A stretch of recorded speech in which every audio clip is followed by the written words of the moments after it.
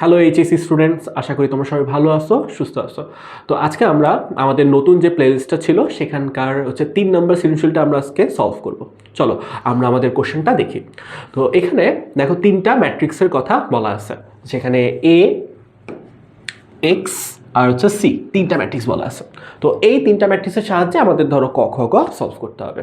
তো আমরা যদি কটার দিকে একটু তাকাই, যেটা আমাদের বলা আছে দেখো যে এই ম্যাট্রিক্সটা যদি ব্যতিক্রমী হয় তাহলে বলছে কি এক্স এর মান নির্ণয় করো। এই যে এক্স এর মান নির্ণয় করো, তাহলে দেখো এখানে একটা আমাদের চলক আছে, সেই চলকটার মান নির্ণয় করতে বলছে যখন এই ম্যাট্রিক্সটা হচ্ছে একটা ব্যতিক্রমী হয়। তো এখন তোমরা সবাই জানো আসলে ব্যতিক্রমী ম্যাট্রিক্স কি। ব্যতিক্রমী ম্যাট্রিক্স কি? যে ম্যাট্রিক্সের নির্ণয়কের মান শূন্য তাকে আমরা বলি কি ব্যতিক্রমী ম্যাট্রিক্স। চলো তাহলে আমরা এটার নির্ণয়কটার ভ্যালু বের করে ফেলি। তো এইটার নির্ণয়কটা কি হবে? খুবই সিম্পল, জাস্ট কি আমরা ম্যাট্রিক্সটাকে আমরা জাস্ট নির্ণয়ক চিহ্ন দিয়ে লিখে ফেলবো, তাই তো? তাহলে 0 3 2x plus 7 2 7x 9 plus 5x and divided by না, জাস্ট নিচে হচ্ছে 0 0 2x plus 5। তো এই হচ্ছে আমাদের নির্ণয়ক। এই নির্ণয়কের ভ্যালুটা কি হবে? 0 হবে। শেষ। এখন জাস্ট কি করব, এটাকে আমরা বিস্তার করব।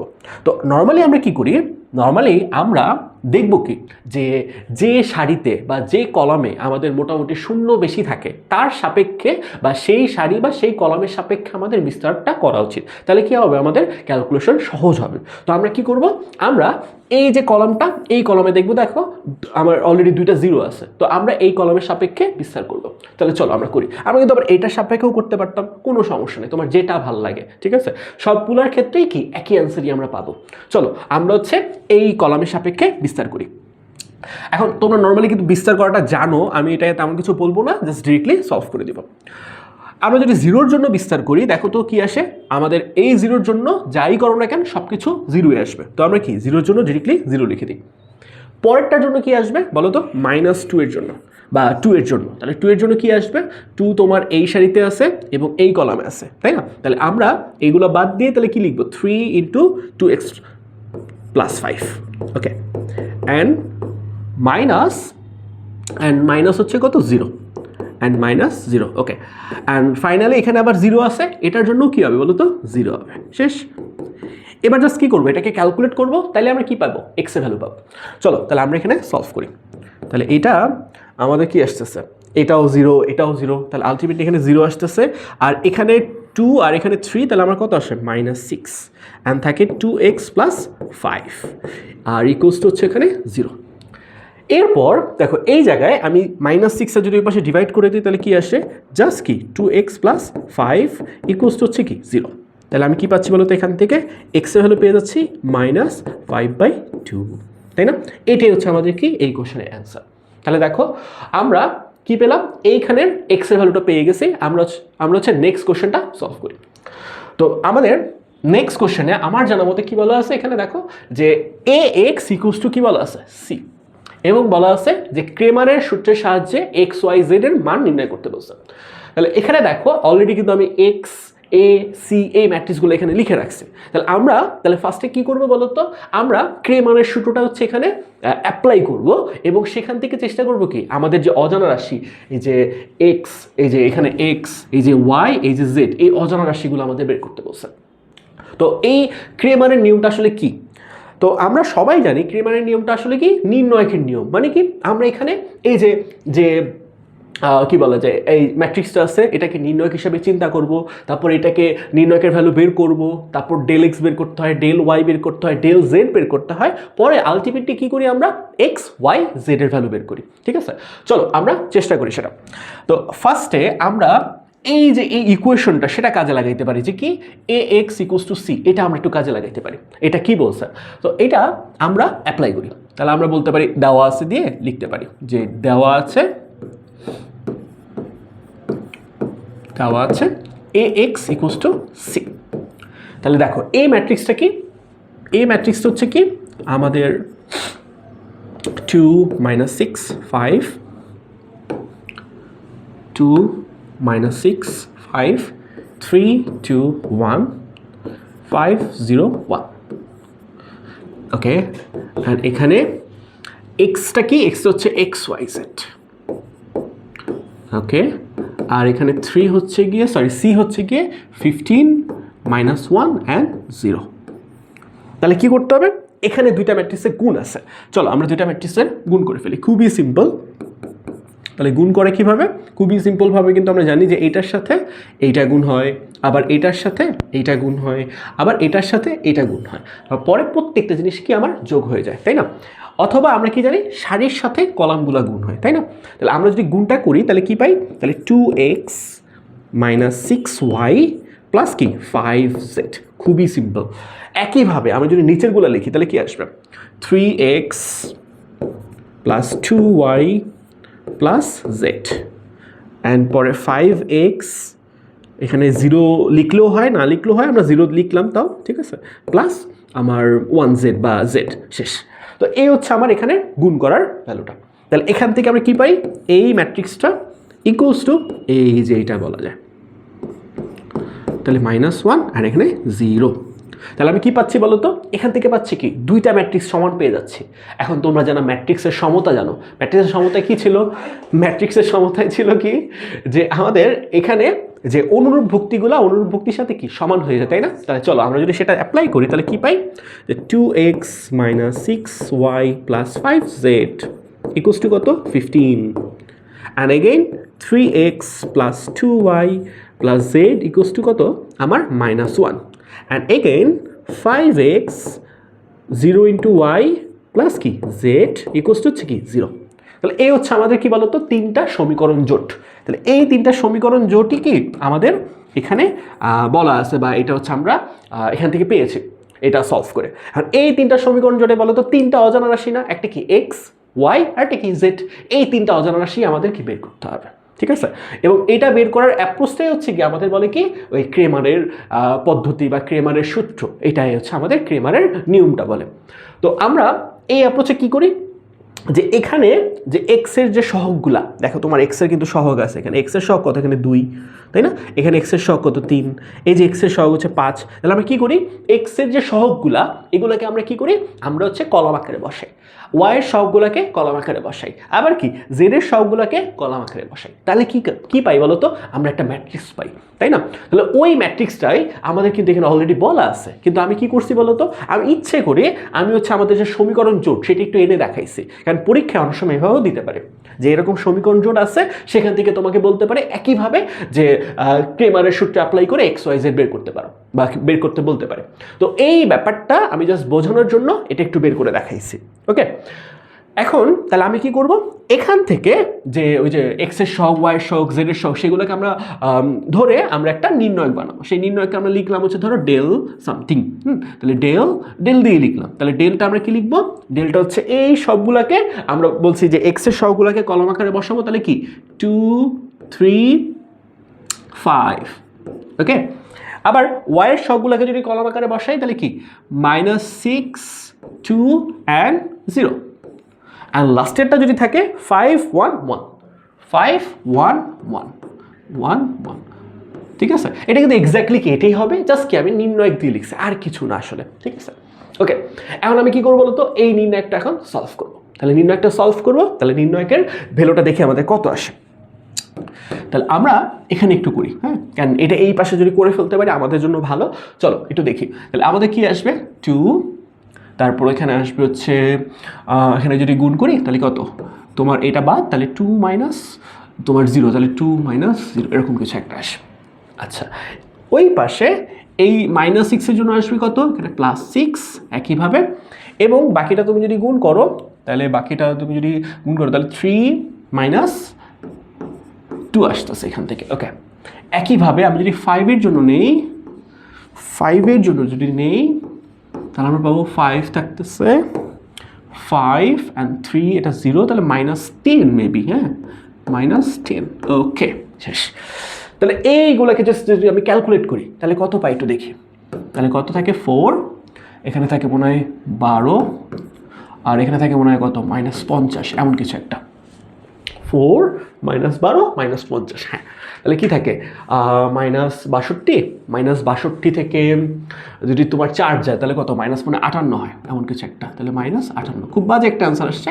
নর্মালি কি ক্রেমারের নিয়মে এত বাজে অ্যান্সার আসে না, কিন্তু আমার মনে হচ্ছে আমি ঠিক আছি যে -58 বা এরকম কিছু 58, এটা হচ্ছে আমাদের ডেল এর ভ্যালু। হ্যাঁ, এখন এখানে আমাদের কি লাগে, আমাদের আর তিনটা জিনিস লাগে। সেটা কি কি আমাদের লাগবে জানো? আমাদের ডেল এক্স লাগবে, ডেল ওয়াই লাগবে, আমাদের ডেল জেডও লাগবে।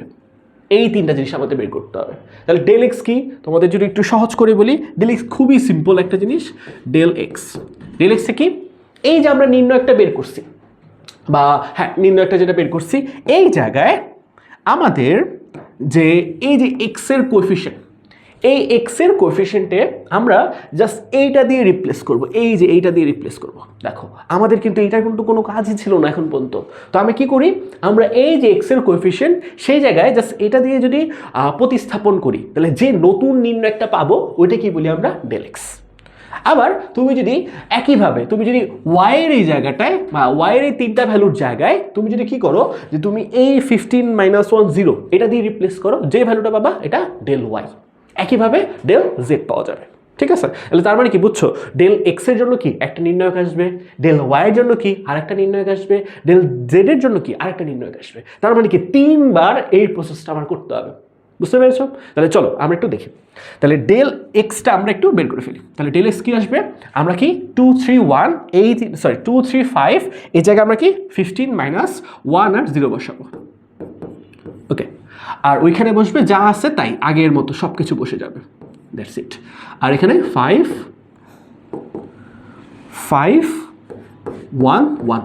চলো আমরা একটু করে ফেলি এটা। হ্যাঁ, তাহলে এই জায়গায় কত আসবে, 15, আর এখানে হচ্ছে 2, এটা আসবে মানে 2, আর এখানে -0 আসছে। আমি ডিরেক্টলি লিখে ফেললাম তোমার 15 আর 2।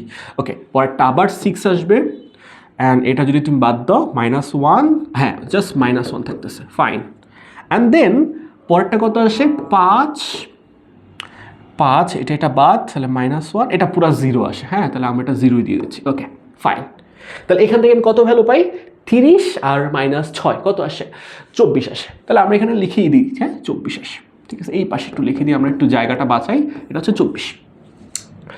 একইভাবে আমরা কি করবো বলো তো, ডেল ওয়াই বের করবো। চলো তাহলে ডেল ওয়াই বের করে ফেলি। ডেল ওয়াই, তাহলে ডেল ওয়াই। ওকে, তাহলে ডেল ওয়াই একইভাবে যদি তুমি এবার ডেল ওয়াই নির্ণয় একটা বের করতে চাও, তাহলে কি আসবে বলো তো, এই জায়গায় এই যে আমরা বলছিলাম যে ওয়াইয়ের যে কোএফিসিয়েন্টগুলো সেই জায়গায় আমরা 15 - 1 0 এগুলো বসাবো, কিন্তু এই এক্সের যে কোএফিসিয়েন্টগুলো এগুলো আবার আগের মতোই থাকবে।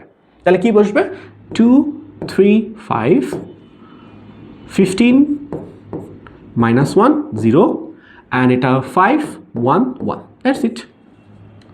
তাহলে কি পাচ্ছি এখানে বলো তো, এখানে একইভাবে যদি আমি ক্যালকুলেট করি তাহলে কি 2, ওকে 2 বাদ দাও, তাহলে কি -1 থাকতেছে, সিম্পল। ওকে, অ্যান্ড এখানে -15, ওকে তাহলে এখানে -15 চাচ্ছে, তাহলে কি 3 - 5, তাহলে -2 আসে, সিম্পল।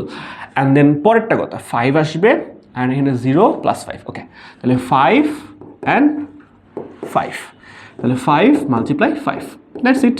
ওকে, এবার এখানে যদি সবগুলো একটু যোগ করে ফেলি, কত আসে দেখো, 15 দুগুণে 30, 30 আর 25 কত, দুটো কিন্তু যোগ হয়ে যাচ্ছে, এটাও যোগ এটাও যোগ এটাও যোগ, তাহলে দুটো যদি যোগ করে ফেলো তাহলে 30 আর ধরো তোমার 25, তাহলে কত আসে 55। 55 থেকে 2 বাদ গেল, তাহলে কি 53 আসে। এত বাজে আসে, আচ্ছা 53। আমি একটু আবার দেখি এখানে ভুল হয়েছে কিনা, তোমার -1, ওকে 15 - 15 ঠিক আছে, এটা বাদ, 3 - 5 -2 আসবে শিওর, এটা আসবে 5 0 + 5, হ্যাঁ ঠিক আছে আই থিঙ্ক। ওকে চলো এবার হচ্ছে আমরা ডেল জেড বের করবো, ডেল জেড।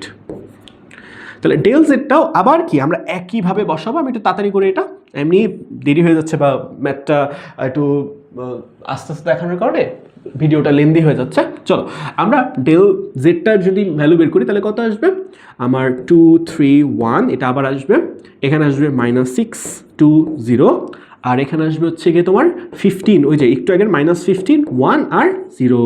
ওকে, এবার জাস্ট এটা আমি ক্যালকুলেট করে ফেলবো। তাহলে এটা যদি আমরা ক্যালকুলেট করি, আমাদের দেখো এই জায়গায় কিন্তু অলরেডি দুইটা জিরো আছে, এটা দিয়ে করলে মানে ভালোই তো। হ্যাঁ, এটা একটু স্মার্টলি করা উচিত ছিল আগের বারও। চলো আমরা এইবার একটু করে ফেলি। এই যে এই সারির সাপেক্ষে তুমি যদি করো বিস্তারটা তাহলে সহজ হবে। এই দুইটা জিরো আছে এখানে, তো আগে এটা আমি খেয়াল করি নেই। হ্যাঁ, তো এইটা যদি আমরা করে ফেলি, এই যে এখানে দুইটা জিরো আছে, তাহলে এটার জন্য আমি যদি করে ফেলি তাহলে আমাদের জন্য ভালো আসবে। তাহলে আমাদের কত আসবে? তাহলে জাস্ট এইটার জন্য অ্যাপ্লাই করলেই হয়ে যাবে। তাহলে আমরা যদি এটা লিখি তাহলে কত পাবো? জাস্ট 1 এটা বাদ, তাহলে 6 × 6, ওকে, অ্যান্ড -30, ওকে। তাহলে আমি কত পাচ্ছি বলো তো? 6 থেকে -24 গেল। হ্যাঁ, তাহলে আমার কত? তাহলে সরি, 6 থেকে 30 গেলে -24 থাকে। এই হচ্ছে আমার তিনটা অ্যান্সার। তাহলে কী কী পাচ্ছি বলো তো? -58 একটা, সেটা হচ্ছে ডেলের ভ্যালু, আর ডেল এক্সের ভ্যালু পাচ্ছি 24, আর ডেল ওয়াইয়ের ভ্যালু পাচ্ছি 53, আর ডেল জেডের ভ্যালু পাচ্ছি -24। ওকে, এবার আমরা কী করবো? জাস্ট আমরা এবার XYZ ডিরেক্টলি বের করতে পারবো, ঠিক আছে? এটাই এখন আমাদের ক্রেমার রুল। তো আমরা এখন বলবো জাস্ট সুতরাং যে x = del x by del, এটা হচ্ছে এক্স নির্ণয়ের ফর্মুলা বলা যায়, ঠিক আছে? তাহলে এটা আমাদের কত আসবে দেখো, খুবই সিম্পল। তাহলে ডেল এক্সের ভ্যালু কত পাইছি দেখো, 24 ডিভাইডেড বাই কত? -58। এই যে ডিভাইড করে যেটা পাও, এখন তুমি ধরো এটাকে মনে হয় ধরো 2 দিয়ে ডিভাইড করতে পারবা, যা আসে সেটাই হচ্ছে অ্যান্সার। আমি আর অত কিছু লিখবো না।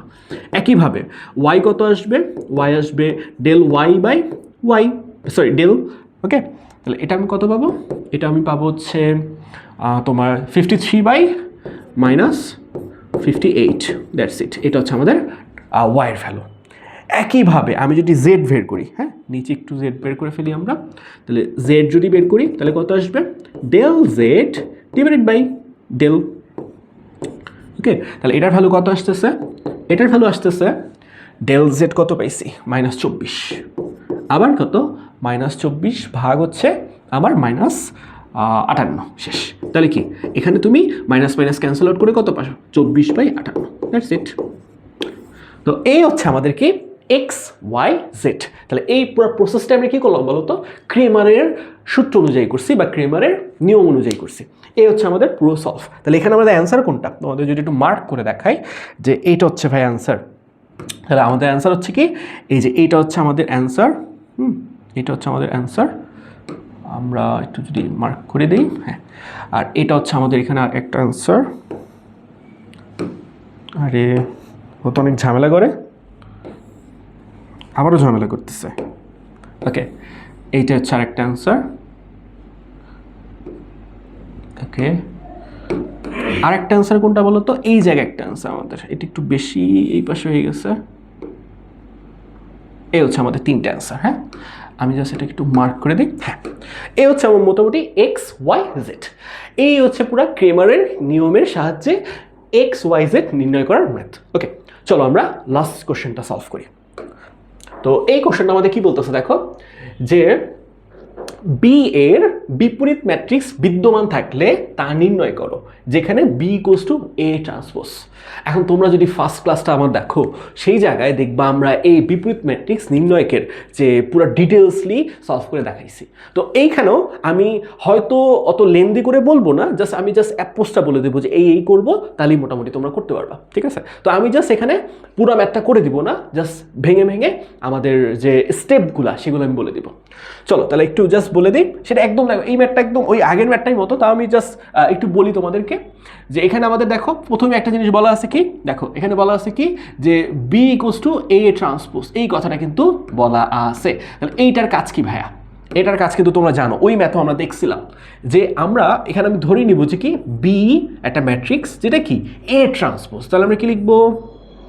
2 - 6 5 and 3 2 1 and 5 0 1। তাহলে এইটা কি? এটাকে ট্রান্সপোজ করব, তাই না? এটা তো আমাদের ট্রান্সপোজ করবো। দেখো এটা কিন্তু আমার A ম্যাট্রিক্স, এটাকে ট্রান্সপোজ করব, তাহলে আমি কি পাবো? B ম্যাট্রিক্সটা পাবো। এটা এখানেই বলা আছে। তাহলে আমরা কি করবো বলতো? এখানে ট্রান্সপোজ করলে কি পাচ্ছি আমরা? তাহলে পাচ্ছি 2 - 6, এখানে 5, ওইখানে 3 2 1, এখানে কি 5 0 1। তার মানে কি বলতো? এটাই আমার B ম্যাট্রিক্স। তাহলে এটা হচ্ছে আমাদের B ম্যাট্রিক্স। তাহলে এই ম্যাট্রিক্সটাকে আমাদের কি করতে হবে? এই ম্যাট্রিক্সটার বিপরীত ম্যাট্রিক্স নির্ণয় করতে হবে। কিন্তু বলছে কি, যদি বিপরীত ম্যাট্রিক্স বিদ্যমান থাকে, একটা দেখো শর্ত জুড়ে দিছে তোমার কাছে, তোমাকে এখানে দেখো ছোট্ট করে একটা বলছে যদি বিদ্যমান থাকে। এখন বলো তোমরা কি জানো বিদ্যমান থাকা মানে কি? বিদ্যমান থাকা মানে কি, ওই যে ম্যাট্রিক্সটা, যে ম্যাট্রিক্সের কথা বলছে, এই ম্যাট্রিক্সটার নির্ণয়কের ভ্যালু যদি 0 না হয় তাহলে তার বিপরীত ম্যাট্রিক্স থাকবে। অর্থাৎ আমাদের এখানে কি, বি ম্যাট্রিক্সটার নির্ণয় বের করতে হবে। তাহলে দেখবো সেই নির্ণয়টা যদি 0 না হয় তাহলেই বলবো কি ওইটার বিপরীত ম্যাট্রিক্স থাকবে, এবং সেটা পরে নির্ণয় করতে হবে। চলো তাহলে আমরা এটার নির্ণয় বের করে ফেলি। তাহলে আমরা কি করব, বি ম্যাট্রিক্সের নির্ণায়ক। তাহলে কত আসবে, 2 3 5 -6 2 0 and 5 1 1।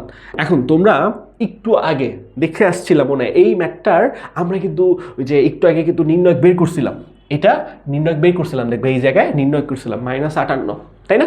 এখন এই জায়গায় জানো এইটার নির্ণয় কত, ওই -58ই হবে। এখন তোমরা অনেকে বলতে পারো ভাইয়া আপনি তো ট্রান্সপোজ করছেন, ট্রান্সপোজ করলে তো নির্ণয়কের মান চেঞ্জ হইতে পারে। না, ট্রান্সপোজ করলে একটা ম্যাট্রিক্সের নির্ণয়কের মান সেমই থাকে। তার মানে কি জানো, তুমি যদি এটাকে সলভ করো নির্ণয়কের মান চেঞ্জ হবে না, তার মানে কি আগেরটাই থাকবে। আচ্ছা তোমাদের একটু প্রমাণ করে দেখাই না হলে, তাই তো? চলো তাহলে এখান থেকে আমি যদি একটু সলভ করে দেখাই তাহলে তোমরা বুঝে যাবা যে আমি যেটা বলছি এটা আসলে সত্য। চলো একটু দেখি। 2 এখানে আমরা নেই 2, তারপর কত আসবে, আমাদের 2 বাদ দাও এখানে, 2 আবার -0 -3, তাহলে -6 আবার এখানে 0। একইভাবে 5 5 + 5 কত আসে, -6 এবং -10, এমন কিছু একটা। ওকে, এবার জাস্ট আমি এটাকে একটু জাস্ট ক্যালকুলেট করি কত আসে। দেখো 2 2 4 আসে, আর এখানে কত আমার 3 6 মানে 18 আসে। ওকে, 3 6 কত আসে, 18, তাই না? হ্যাঁ 3 6 18 আসে। হ্যাঁ আচ্ছা, এখানে কত আসে দেখো, এখানে অনেক বড় একটা সংখ্যা আসে, এখানে 16 আর এখানে কিন্তু 5, এবং আমার কিন্তু মাইনাস হয়ে যাচ্ছে। তাহলে এটা কত বলো তো, 5 × 80, দেখো 5 × 80 হচ্ছে। তাহলে কত পাচ্ছি দেখো তো, এখানে পাচ্ছি মনে হয় আমরা 22 নাকি, হ্যাঁ 22। তাহলে একটু চিন্তা করো, তাহলে 22 তার থেকে কি 80 বাদ যাচ্ছে, দেখবে এটা বিয়োগ করলে কি ওই -58ই আসবে।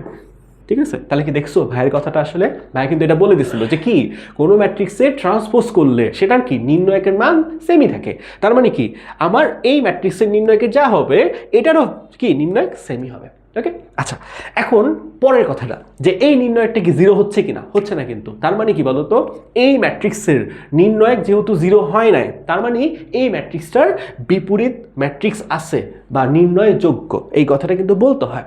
অর্থাৎ আমরা এখানে কি লিখবো, যে যেহেতু এখানে বি ম্যাট্রিক্সের নির্ণয় হচ্ছে ≠0, তাহলে সুতরাং বি ম্যাট্রিক্সের ইনভার্স নির্ণয়যোগ্য, এই কথাটা আমরা বলবো, এটা আমরা বলে ফেলতে পারি। ওকে, খুবই সহজভাবে কিন্তু এটা বলা যায়।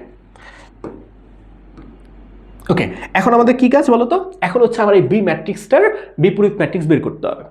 এখন তোমাদের কিন্তু এই অ্যাপ্রোচটা পুরোটা বলে দিছিলাম, আমি তাও ওই ফর্মেটটা একটু জাস্ট লিখে দিই। আমরা কি বলছিলাম দেখবা, তোমাদের আমি এই ফর্মেটে লিখেছিলাম যে বি ম্যাট্রিক্সের যদি ম্যাট্রিক্সের বিপরীত ম্যাট্রিক্স বের করতে চাই আমাদের কি লাগে, ওই ম্যাট্রিক্সের নির্ণয়ক লাগে। অলরেডি আমরা বের করে ফেলছি, এই যে এটা হচ্ছে নির্ণয়ক, তাই না, করে ফেলছি। এরপরে আমাদের লাগবে কি, ওই বি ম্যাট্রিক্সের অ্যাডজয়েন্ট ম্যাট্রিক্স লাগবে। অ্যাডজয়েন্ট ম্যাট্রিক্স কি ভাইয়া, এটাকে আমি যদি ভেঙে লিখি আরেকটা লাইন, তাহলে 1/b ম্যাট্রিক্স কি লাগবে, ওই যে প্রত্যেকটা ভুক্তির সহগুণক লাগবে। তাহলে আমরা এখানে B11 লিখবো, B12 B13 B21 B22 B23 31 32 and 33। ওকে, এইবার এটা কি ম্যাট্রিক্স, কিন্তু তার মানে কি এখানে একটা থার্ড ব্র্যাকেট চিহ্ন হবে এবং সেটা ট্রান্সপোজ। ওকে, এই হচ্ছে আমাদের কাজ। এখন তার মানে কি বলো তো, তোমার কি বের করতে হবে, তোমাকে একটু কষ্ট করে সময় নিয়ে তোমাকে কি করতে হবে, B11 বের করে ফেলতে হবে, B12 বের করতে হবে, মানে কি 9টা ভুক্তি বের করতে হবে, তাই না? তাহলে একটা আমি জাস্ট করে দেখবো, জাস্ট একটা করে দিই B11, তাই না? তাহলে B11 কি, এই যে এইটা যে সারিতে আছে এটা বাদ, ওকে, বাকিগুলো গুণ হবে, তাহলে কত আসে, জাস্ট তোমার 2 আসে, B1 জাস্ট 2 আসে। এইভাবে তোমার কি সবগুলো বের করতে হবে, B12 B13, এগুলো আমি একটাও করবো না, বাকিটা তোমাদের জন্য রেখে দিলাম। জাস্ট এখানে আমি ফরম্যাটটা লিখে দিচ্ছি 2 1 2 2 2 3। একই পাশে এখানেও আমি লিখে দিচ্ছি 3 1 3 2 and 3 3। That's it. ওকে, তাহলে এই 9টা যদি বের করতে পারো তাহলে তুমি জাস্ট কী করবা, এই মানগুলো এখানে বসিয়ে দিবা, তাই না? তাহলে চলো আমরা সেটার বসানোর কাজটা করি। তাহলে সুতরাং বি ইনভার্স ইকুয়ালস টু কি 1 বাই, তাহলে তোমার কত বসবে, এই যে এই মানটা বসবে, এটাই তো নির্ণয়কের ভ্যালু। তাহলে কত বসবা, -1/, তোমার 58 এরকম। তারপর তুমি এইটা বসাবা, এই যেগুলো সব বসাবা, তাহলে কি এই ভ্যালুগুলো বসবে। এটা বসানোর পর জাস্ট তুমি কি সেটাকে ট্রান্সপোজ করে দিবা। ট্রান্সপোজ করলে তোমার কি, ওই যে সারিগুলা কলাম হয়ে যাবে বা কলামগুলা সারি হয়ে যাবে। তারপর তুমি যে পার্টটা পাবা সেটাই হচ্ছে তোমাদের কি কাঙ্ক্ষিত অ্যান্সার। ওকে, তো একটু যদি তুমি করতে পারো, এতটুকু যদি তুমি করতে পারো, তার মানে কি তুমি পুরো সৃজনশীলটা তুমি সলভ করতে পারতেছো। এবং এই জিনিসটা কিন্তু আমাদের পরীক্ষার জন্য খুবই ইম্পর্টেন্ট, বিপরীত ম্যাট্রিক্সের ভ্যালু বের করা এবং কি ক্রেমারের সাহায্যে XYZ নির্ণয় করা। ওকে, তো আশা করি আমরা পরবর্তী ক্লাসে নতুন কিছু নিয়ে আসবো। ও, তোমাদের ভাই একটা জিনিস মনে করা গেছে যে এই সৃজনশীল সলভ করতে গেলে কি তোমার কিন্তু মাস্ট বি কি লাগবে বলো তো, ওই যে ফার্স্ট সিকিউটা সলভ করতে হবে, মাস্ট বি ফার্স্ট সিকিউটা সলভ করে আসতে হবে। তাহলে মাস্ট বি তোমাকে ফার্স্ট সিকিউ দেখবো, হ্যাঁ, এটা কিন্তু না দেখলে পারবো না। হ্যাঁ, তাহলে মাস্ট বি যদি ফার্স্ট সিকিউ না দেখো তাহলে এইটা তুমি সলভ করতে পারবে না। মানে আমি কিন্তু একদম ডিরেক্টলি বলে দিচ্ছি এটা কীভাবে করতে হয়, ঠিক আছে? তো আশা করি তোমরা দেখবা এবং আশা করি তোমরা সব কিছু বুঝবাও। আর যদি কিছু না বোঝো তাহলে আমাদেরকে ধরো কি বলতে পারো, ফেসবুকেও বলতে পারো, ইউটিউবেও বলতে পারো, অনেক কিছু কিন্তু তোমরা চাইলে করতে পারো। ঠিক আছে, তো ভালো থাকো, টাটা।